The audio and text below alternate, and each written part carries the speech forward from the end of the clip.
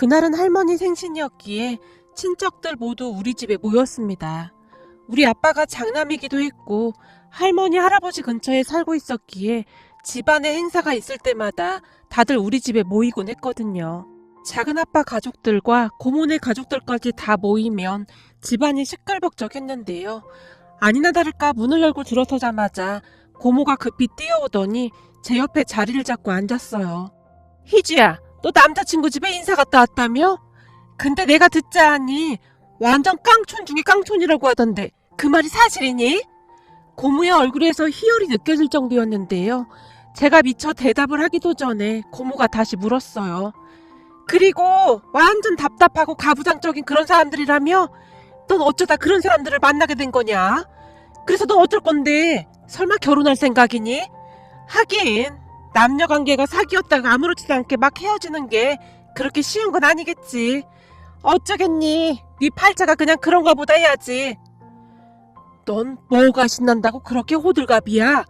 그리고 우리 희주가 얼마나 야물딱진데 알아서 잘할 테니까 넌 신경 꺼. 엄마, 무슨 말을 그렇게 해? 나도 걱정되니까 그런 거 아니야. 네가 퍽도 걱정돼서 그러겠다. 우리 희주가 니네 수빈이보다 못한 집에 결혼하게 된 것 같으니까 아주 좋아 죽겠지? 엄마는 왜 나한테만 그래? 네가 하는 꼬라지를 봐. 내가 괜히 그러나. 할머니께서 고모를 있는 대로 노려봤습니다. 그런 할머니와 고모를 가만히 바라보고 있었는데요. 그나마 심란하던 제 마음이 더욱 심란해질 수밖에 없었습니다. 사실 저는 결혼을 약속했던 남자친구가 있었어요. 남친은 직업도 괜찮았고 성격도 좋았기에 우리 부모님뿐만 아니라 할머니 할아버지도 엄청 마음에 들어 하셨어요. 그렇게 결혼 이야기가 나오기 시작하던 어느 날 처음으로 남친 집에 인사를 갔습니다. 남친 본가가 지방에 있는 작은 시골 마을이라는 것을 얼핏들어 알고는 있었지만 생각했던 것보다 훨씬 외진 그런 곳에 있었어요. 저는 서울에서 태어나서 쭉 살아왔었기에 그런 시골 마을은 처음이었는데요. 하물며 마을이라고 하기에는 주변에 집도 별로 없었고 뒤에는 큰 산까지 떡하니 자리 잡고 있는 모습이 제 눈에는 너무나 낯선 풍경이었거든요. 차에서 내린 제가 그런 것을 보며 눈만 깜빡인 채 멍이 서 있었는데 눈치 없던 남친이 아무렇지도 않게 말을 꺼냈어요. 그래도 내가 취직하고 나서 몇 년 뒤에 집을 새로 지은 거야. 내가 결혼하게 되면 며느리가 와서 놀란다고 우리 부모님께서 큰맘 먹고 지었거든. 그 전에는 진짜 어마어마했다니까. 그 전에는 어땠는데? 그 전에는 저기 뒤쪽 보이지? 저기에 돼지우리도 있었는데 냄새도 나고 그런다고 싹 다 바꾼 거지. 집에서 돼지를 직접 키웠어? 당연하지.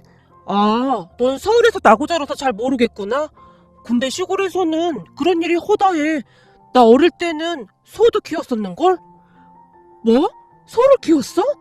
순간 제 눈동자가 심하게 떨리고 있었지만 제 마음을 알 리 없던 남친이 제 팔을 잡아 끌었어요. 자, 얼른 들어가자. 엄마, 우리 왔어. 남친이 집을 향해 큰 소리로 외쳤어요. 왔니? 오느라 고생했다. 왔어요. 오느라 고생했어요. 남친 엄마가 제 손에 들려있던 것들을 받아들고는 활짝 웃었어요. 그 뒤에는 남친 아버지와 여동생이 서 있었는데요.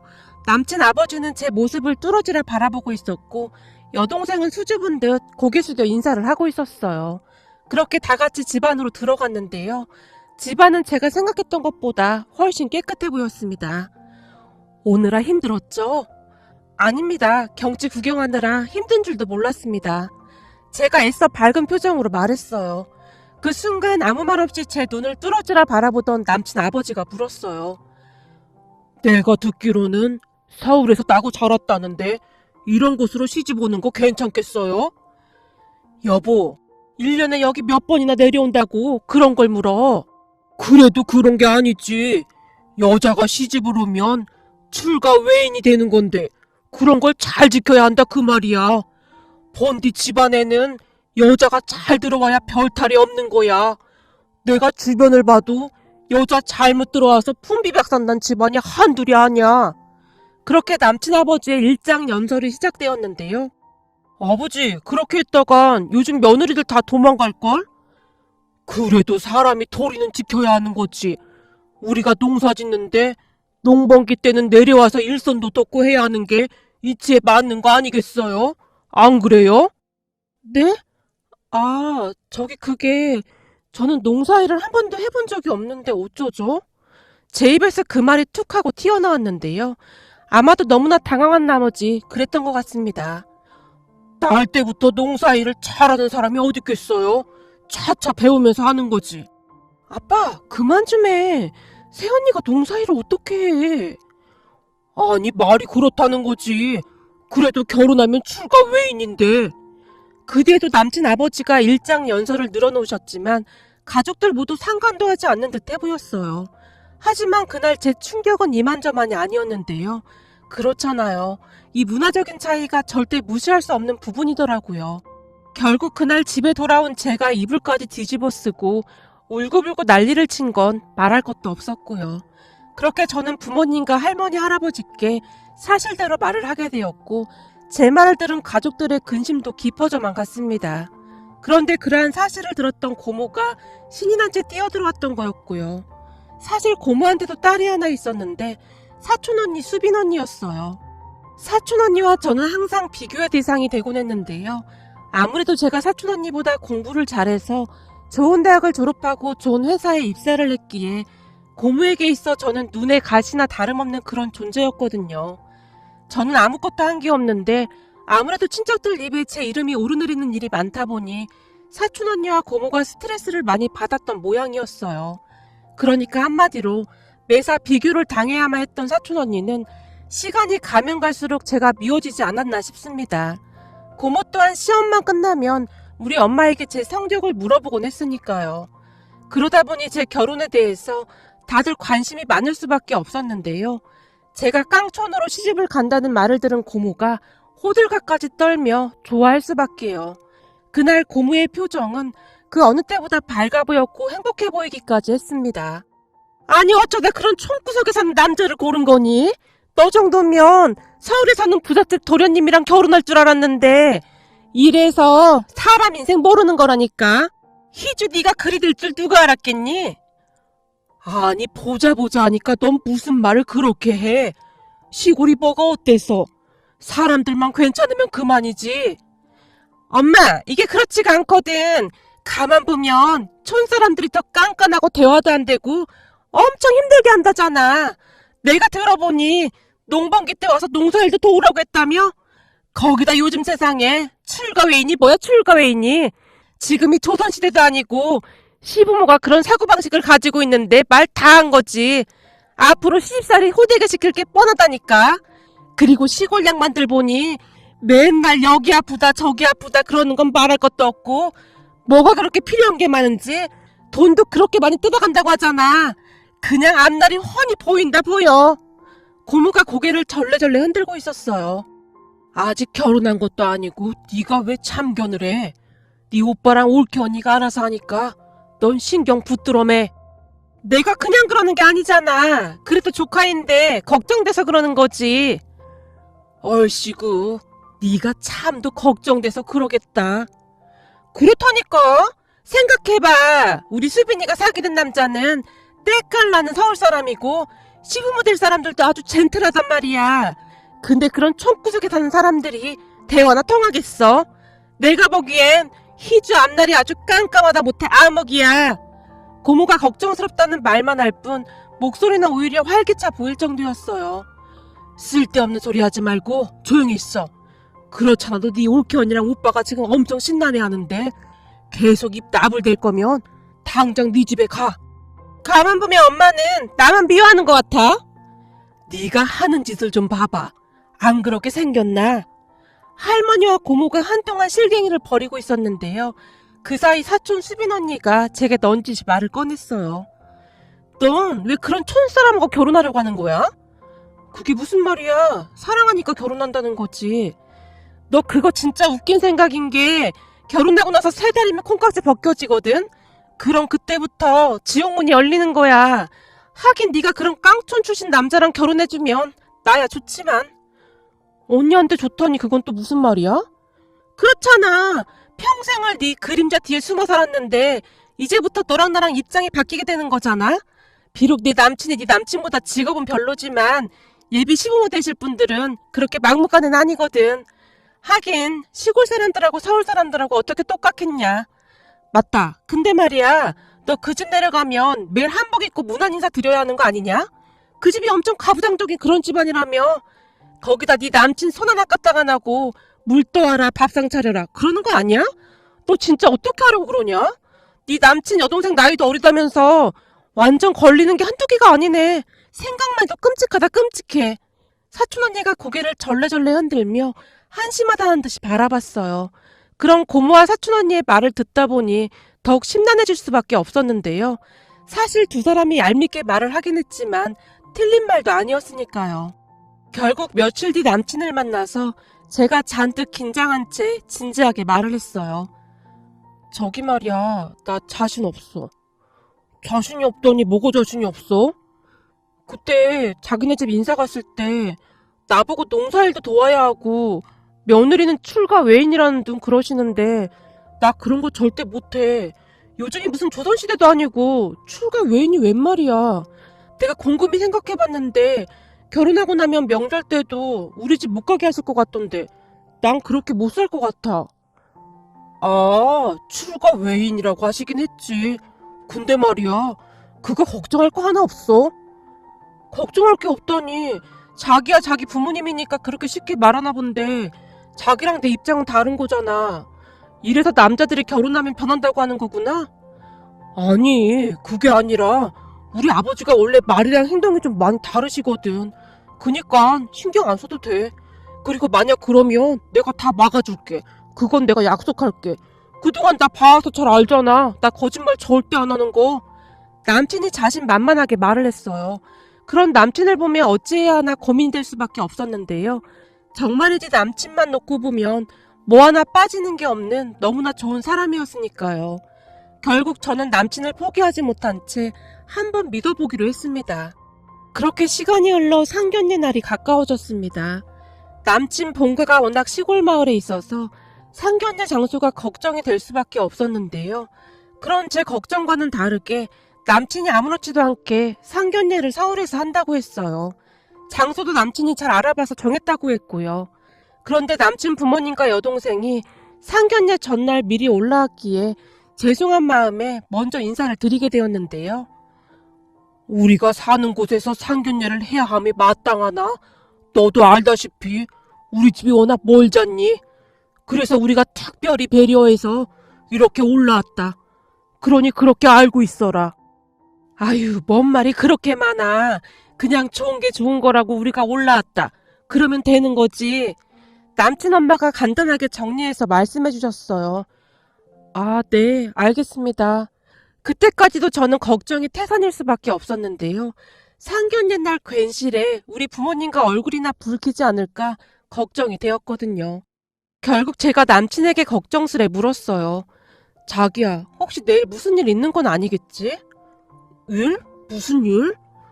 아니, 아버님께서 워낙 가부장적인 분이시잖아. 그래서 괜시레 우리 부모님이랑 얼굴이라도 붉히실까봐 걱정돼서 그렇지. 아, 우리 아버지? 근데 큰 걱정은 하지 않아도 될걸? 우리 아버지 시키는 대로만 하면 절대 터치하실 분이 아니거든. 뭐? 그게 무슨 말이야? 시키는 대로라니. 그럼 우리 결혼하고도 아버님이 시키는 대로 다 해야 한다 그 말이야? 아, 그게 말이야. 아무튼 내 말만 믿고 그냥 지켜봐봐. 이게 진짜 쉬운 일이거든? 아마도 별일 없을 거야. 우리 아버지가 말씀하시는 가부장적이라는 게 좀 특이한 거라. 남친은 그저 태평해 보였어요. 그렇게 다음날 상견례 장소에 다 같이 모였는데요. 날은 깔끔하게 차려입으신 남친 부모님께서 먼저 와서 기다리고 계셨어요. 저희가 내려가야 되는데 너무 먼 길을 오시게 해서 정말 죄송합니다. 아닙니다. 별 말씀을요. 그 출가 외인이라는 말도 있지 않습니까? 이제 희주가 우리 집안 사람이 되는 건데 당연히 우리가 와야 하는 게 마땅한 것이죠. 아, 네. 근데 그게 출가 외인이랑은 무슨 상관인지? 저게 그래서 말인데요. 혼수를 받아야 마땅하나? 희주가 출가 외인이 돼서 우리 집안 사람이 되는 건데 그런 건 받아서 뭐 하겠습니까? 다 생략하고 싶은데 사돈들은 어떻게 생각하십니까? 예? 그렇게 생각해 주시면 저희야 감사하겠지만 그래도 조금은 해야 하지 않겠습니까? 아닙니다. 그거 다 돈 낭비 아니겠습니까? 그냥 간단하게 진행하시죠. 아참, 니들 집은 어떻게 할지 말씀드렸냐? 남친 아버지가 남친에게 물었어요. 아니요, 아직 말씀 못 드렸어요. 저기 여자는 결혼하면 출가 외인인데 집은 남자가 준비하는 게 당연한 이치 아니겠습니까? 그래서 저희가 아파트 하나 장만해 줄 생각입니다. 예? 집을요? 집이 한두 푼 하는 것도 아니고 그냥 전세로 시작하면 좋을 것 같습니다. 그동안 우리 희주가 모은 돈도 있고 저희도 조금 보태줄 수도 있을 것 같고요. 아이고, 무슨 그런 말씀을요. 여자는 출가 외인인데 집은 당연히 남자 쪽에서 하는 게 맞는 거지요. 그리고 희주 너는 그동안 모아놓은 돈 부모님께 드리고 오거라. 네? 부모님께요? 그게 당연한 거 아니겠냐? 이제는 우리 집안 사람이 되는 것이니 그동안 널 낳아주시고 이만큼 키워주신 부모님께 큰 절 올리고 돈 다 드리고 오거라. 알겠냐? 아, 저희는 그냥 둘이 모은 돈으로 전셋집 알아보겠습니다. 두 번 말하게 하지 말거라. 자식은 부모에게 항상 효를 다해야 하는 거야. 그러니 부모님께 꼭 큰 절 올리고 그대로 드리거라. 아, 네, 알겠습니다. 꼭 큰 절도 드려야 한다. 남친 아버지가 다시 한번 강조해서 말씀하셨고 저도 모르게 대답을 하고 말았는데요. 그 순간 우리 부모님과 잠깐 눈이 마주쳤는데 우리 부모님께서 간신히 웃음을 참고 계신 듯 보였어요. 이게 말이죠. 그날 남친 아버지가 출가 외인이라는 말을 몇 번이나 사용했는지 기억도 나지 않지만 참 이상하게도 기분이 나쁘거나 하진 않았던 것 같습니다. 분명히 가부장적인 분은 맞는 것 같은데 뭔가가 좀 이상한 알 수 없는 그런 느낌이었어요. 그 뒤에도 남친 아버지는 출가 외인이라는 말을 계속해서 사용했는데요. 결혼하게 되면 장손이기 때문에 제사도 잘 챙겨야 하고 이래저래 챙길 게 참 많습니다. 그리고 결혼하고 나서 시부모 첫 생일상도 며느리가 직접 차려줘야 마땅한 거 아니겠습니까? 라며 남친 아버지가 참 많은 말을 했었지만 이상하리만큼 부모님이 차분해 보일 정도였어요. 그 모습이 참 신기할 수밖에 없었는데요. 상견례를 하기 전날 할머니와 아빠가 심각하게 말씀하시기를 영 마음에 안 들면 아범 네가 확 뒤집어 엎고 나와버려. 알겠냐? 그런 집에 우리 희주 절대 못 보낸다. 걱정 마세요 어머니. 이상한 소리 하면 아주 그냥 다 뒤집어 엎어버리고 나와버릴게요. 그랬던 아빠는 남친 아버지 말에 고개만 끄덕이고 있을 뿐이었습니다. 그렇게 상견례를 끝내고 집에 들어서자마자 집안에서 기다리고 계시던 할머니 할아버지와 고모가 침까지 꼴깍 삼키며 우리 눈치를 보고 있었는데요. 그런 할머니 할아버지 마음을 아는지 모르는지 갑자기 엄마가 배까지 움켜잡은 채 웃기 시작했어요. 애미야, 너 왜 이러는 거냐? 아무래도 네가 충격을 이만저만 받은 게 아닌 모양이구나. 일을 어째 그래? 그래서 어쩌겠니? 이혼보다 파혼이 낫다고? 그냥 좋게 생각하자꾸나. 세상에나 언니, 진짜 최악이었나 봐요. 그래서 내가 뭘 했어요. 알고 보면 촌사람들이 더 무섭다니까요. 무슨 이상한 말을 했길래 언니가 정신줄까지 놓은 거야. 넌 불난 집에 부채질하지 말고 네 집으로 가. 심란해 죽겠는데 왜 와서 너까지 더 심란하게 만들어? 알았어. 조용히 하고 있으면 될 거 아니야. 고모가 입을 삐죽거리며 곁눈질로 엄마의 상태를 살펴보고 있었어요. 하지만 엄마는 눈물까지 찔끔 흘리며 웃고 있었고요. 애비야, 이게 무슨 일이니 그래? 지금껏 애미가 이런 적이 없었는데 대체 뭔 일이 있었던 거야? 아니에요. 별일 없었어요. 아, 큰일이 하나 있었구나. 그게 뭔데? 저기 그게 말이죠. 희주 예비시댁에서 며느리는 출가 외인이라고 집을 하나 마련해주겠다고 하네요. 뭐? 집을 마련해주다니 전셋집을 알아봐준다는 거니? 아니요, 집을 하나 사주겠다고 하던데요. 뭐? 집을 사줘? 그 시골에서 돈이 어딨다고 집을 사줘?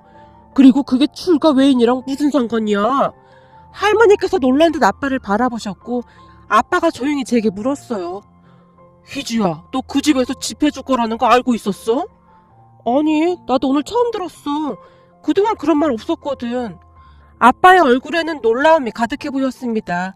그 순간 엄마가 간신히 웃음을 멈추고는 제게 말했어요. 너, 네 예비 시아버지 얘기 잘 들었지? 얼른 큰절하고 그동안 네가 모아놓은 돈 우리한테 다 줘. 아니, 갑자기 큰절을 왜 하라는 거야? 진짜 집안이 특이하긴 특이해. 그지? 예, 그런 가부장적인 집안이라면 난 100번이라도 더 허락한다. 어쩜 그런 분들이 다 있니 그래? 또 잘 들어. 엄마가 보기에 너 결혼 진짜 잘하는 거야. 잘하긴 뭘 잘해. 아까 엄마도 들었잖아. 출가 외인이라고 하는 말. 내가 보니 니네 예비 시아버지 완전 상남자시다 얘. 예비 시어머니 인상도 참 좋아 보이고. 그 말이 정말이냐? 어머님, 우리 희주 진짜 좋은 집안에 시집가는 것 같아요. 쟤는 가만히 있어도 그냥 복이 굴러 들어오네요. 난 다 찬성입니다. 당신은 어때? 나도 뭔가 기분이 묘하긴 한데 이상하게 기분이 나쁘진 않더라고. 그렇지. 아무튼 제 시아버지 참 특이한 분이셔. 그 순간 옆에 있던 고모가 놀라서 외쳤는데요. 그런 깡촌에서 돈이 어딨다고 집을 사준대요. 그거 다 뻥 아니에요? 이러다 희주 사기 결혼 당하는 거 아니야? 사기 결혼이라니요. 고모 말이 좀 심한 것 같네요. 얘기 들어보니 바깥 사돈 아버님께서 생전에 해외 가서 돈을 그렇게나 많이 벌었다잖아요. 그 돈으로 땅을 사서 오랫동안 농사 짓고 땅도 빌려주고 하셨다는데 지금은 희주 시아버지 되실 분이 그 땅들을 다 처분하고 자그마하게 농사 지으면서 다시 집 짓고 살고 계신다고 하잖아요. 재산이 아주 어마어마한 것 같더라고요. 자식들도 고등학교 때부터 일찌감치 서울로 올려보내서 교육을 시켰다고 하더라고요. 가만 보니 그냥 부자가 아닌 것 같아 보여요. 그게 정말이에요? 근데 왜 그러고 살아요? 그거야 우리도 모르죠. 암튼 우리 희주 시집 진짜 잘 가는 것 같네요. 사주쟁이들이 희주는 볼 것도 없다고 하더니만 진짜 그 말이 맞나 보네요. 엄마가 좋아서 어쩔 줄을 몰라 하셨습니다. 그렇게 저는 결혼식 전날에 한복까지 차려입고 부모님께 키워주셔서 감사하다며 큰절까지 올린 채 그동안 모았던 돈을 다 드리고 왔습니다. 물론 그 돈은 나중에 부모님께서 제게 다시 주셨지만요. 암튼 그때 당시에는 부모님께서 엄청 감격해 하시긴 했습니다. 그런데 결혼하고 나서 시아버님을 자세히 지켜보니 시아버님은 항상 말로만 출가회입니다. 며느리의 본분을 다 지켜야 한다 라는 말씀을 하실 뿐 실제로는 지키시는 게 하나도 없었어요. 예를 들자면 이런 것들이었는데요. 시아버님께서 집안의 장손이셨기에 제사가 참 많은 편이었어요. 하지만 저도 직장생활을 하고 있었기에 그 많은 제사에 참석을 할 수가 없었는데요. 제사를 앞두고 시아버님께서 제게 어김없이 전화를 하셨어요. 애미야, 너 다음 주에 할아버지 제사인 건 알고 있는 거냐? 네, 아버님. 그때 달력에 다 표시해 주셔서 그거 벽에 걸어두고 있었는걸요? 그렇잖아도 그 전날 휴가 내서 내려가려고요. 그래? 네가 장손 며느리 역할을 아주 잘하고 있구나. 그래서 말인데 제사에 장손 며느리가 참석을 해야 함이 마땅하나? 내가 다음 주 일기예보를 확인해보니 그날 비가 많이 온다고 하잖니? 아, 네, 아버님. 그래서 내가 몇 날 며칠을 생각해봤는데 말이다. 비까지 오는데 혹시라도 이 먼 곳까지 내려오다가 사고라도 날까봐 걱정이 돼서 말이다. 그래서 말인데 내가 이번만 딱 눈 감고 이해해줄 테니 이번에는 내려오지 말거라. 네? 그래도 첫 제사인데 내려가야 하지 않을까요? 넌 출가 외인인데 이 시애비 말을 뭘로 듣는 거야? 난 두 번 말하는 거 딱 질색인 사람이다. 그러니 그리 알고 전화 끊으마. 네 시어머니랑도 다 얘기 끝났으니 그리 알고 있거라. 네, 아버님. 제가 기어들어가는 목소리로 대답을 했지만 아무래도 석연찮은 마음이 들어 시어머님께 다시 연락을 드렸어요. 애미냐? 왜 전화했어? 무슨 일 있어? 저기 어머님, 곧 할아버님 제사잖아요. 그래서 내려가 볼까 했는데 아버님께서 내려오지 말라고 하셔서요. 그래, 가까운 거리도 아니고 네 시아버지 말로는 그날 비까지 많이 온다고 하더구나. 그러니까 네 시아버지가 시키는 대로 해. 그래야 집안이 평탄한 법이야. 그래도 어머님께 죄송해서 어쩌죠? 그 많은 음식 혼자 다 하셔야 하잖아요. 음식이야 친척들도 있고 네 시아버지도 있고 하니 걱정 안 해도 된다. 아버님께서 음식도 하세요? 당연하지. 전이랑은 네 시아버지 담당인데. 아, 네. 근데 제가 아무래도 너무 죄송해서 어떡하죠? 그럼 네가 돈이나 좀 붙여주던지. 돈이요? 얼마나 붙이면 될까요? 한 5만 원이면 될 거야. 네? 5만 원이요? 너무 적은 것 같은데? 아니야. 그 정도면 친척들하고 읍내 나가서 커피 한 잔씩 다 돌리고도 남는다. 거기다 쭈쭈버드 하나씩 먹으면 아주 딱이야. 네가 쐈다고 꼭 말해주마. 시어머님의 목소리가 한층 밝아져 있었어요. 아, 어머님 정말 감사하고 죄송해요. 뭐가 죄송해. 넌 앞으로도 네 시아버지가 하라는 대로만 하면 되는 거야. 그 말을 듣는데 저도 모르게 눈물이 나올 정도였는데요. 두 분은 항상 그런 식이었거든요.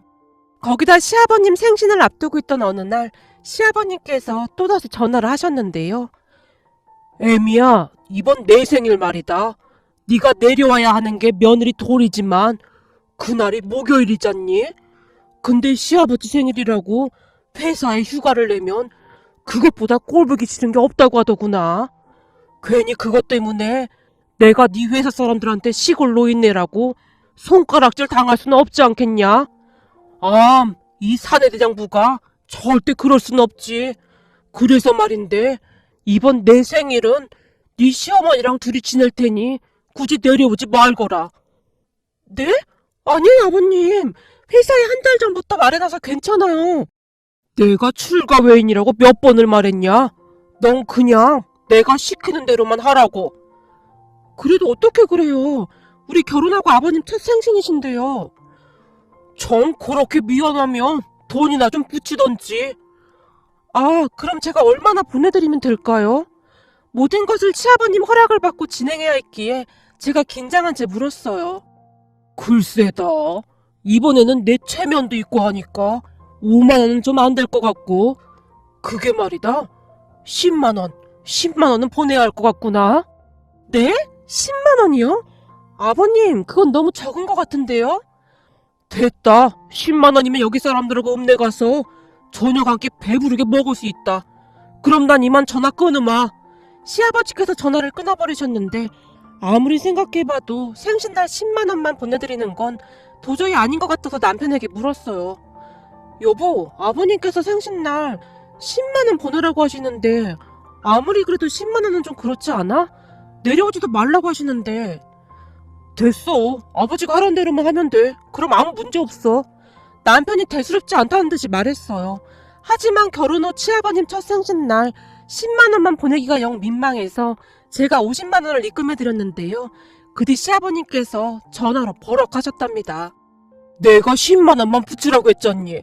10만 원이면 읍내 오리고기집 가서 충분히 맛있게 먹을 수 있다 그 말이야. 나머지 40만 원은 다시 입금했으니 친정 부모님이랑 식사 함께 하던지 항시 부모님께 잘해야 한다. 단지 그 말만을 하실 뿐이었어요. 시아버님은 항상 그런 식이셨어요. 남편 말대로 말만 가부장적이시지 하는 행동은 전혀 그런 분이 아니셨거든요. 덕분에 저는 친척들 사이에서 다시 화제가 될 수밖에 없었는데요. 고모 딸이던 사촌 언니는 서울 태생 남자 만나서 결혼까지 했지만 시집살이란 시집살이는 다 하면서 살고 있었거든요. 참 재미있는 게 말이죠. 사촌 언니 시부모님은 앞에서는 항상 니들 둘만 잘 살면 우린 괜찮다 라고 하면서 허구한 날 돈을 달라고 난리를 치고 있다고 했거든요. 하물며 언젠가는 사촌 언니 시부모님이 사촌 언니 집에 왔던 모양이었는데요. 사촌 언니 시어머님이 아파트 1층에서 택시비가 없다며 카드를 가지고 내려오라고 사촌 언니에게 전화를 했다고 합니다. 그것뿐만이 아니었는데요. 제사면 제사, 명절이면 명절, 집안의 모든 대소사를 다 챙기라며 그렇게 시집살이를 시킨다고 하네요. 어느 날 고모가 씩씩대며 할머니 댁에 찾아왔다는데요. 진짜 옆편 내가 미쳐도 곱게 미쳐야지. 열불나 미치겠어. 내가 이러다 제명에 못 살겠어. 너 뭔 일인데 그래? 수빈이 시애미 말이야. 오늘이 그 옆편 내 생일인데 생일상 준비해 놓으라고 해서 내가 새벽부터 지금까지 음식 해주고 왔다니까. 진짜 그런 악독한 옆에 내는 내가 보다 처음 본다니까. 앞에서는 고생한 척 사돈 아양까지 덜어대면서 뒤에서 그 지랄을 한다니까. 우리 수빈이도 그냥 시골 남자한테 시집 보내고 그랬나봐. 희준의 시부모는 애들 힘들다고 일차 내려오지도 못하게 한다며. 이거사, 그게 다 네 업보인 거야. 그렇게 자식 가진 부모가 입을 그렇게 나불대고 다니니 잘 될 리가 있겠어? 네 올케 언니 좀 봐라. 무슨 일이 있어도 입 꾹 다물고 남의 자식 얘기 절대 함부로 안 하잖아. 네 자식 귀하면 남의 자식도 귀한 줄 알아야지. 네가 희주 보고 무식한 깡충 남자 만나서 결혼한다고 그 난리를 칠 때부터 내가 딱 알아봤다. 그니까 왜 그렇게 호들갑을 떨고 다녀? 아, 몰라. 엄마, 근데 우리 수빈이 어떻게 하지? 계속 저렇게 살라고 할 순 없잖아. 얼마 전에는 폐물까지 다 팔아서 시어머니한테 빌려줬다는데 그 돈을 받을 수나 있겠어? 아니지. 그 돈이 문제가 아니라 계속 이럴 거 아니냔 말이야. 속이 상할 대로 상한 고모 눈에 눈물이 가득하더랍니다. 그러던 어느 날 결국에는 고모랑 사촌 언니네 안 사돈 나르니 머리채까지 잡고 싸우다 경찰서까지 가게 되었다는데요. 참 사람 팔자 어찌 될지 모른다고 하더니 사촌 언니가 그리 될 줄 누가 알았겠습니까?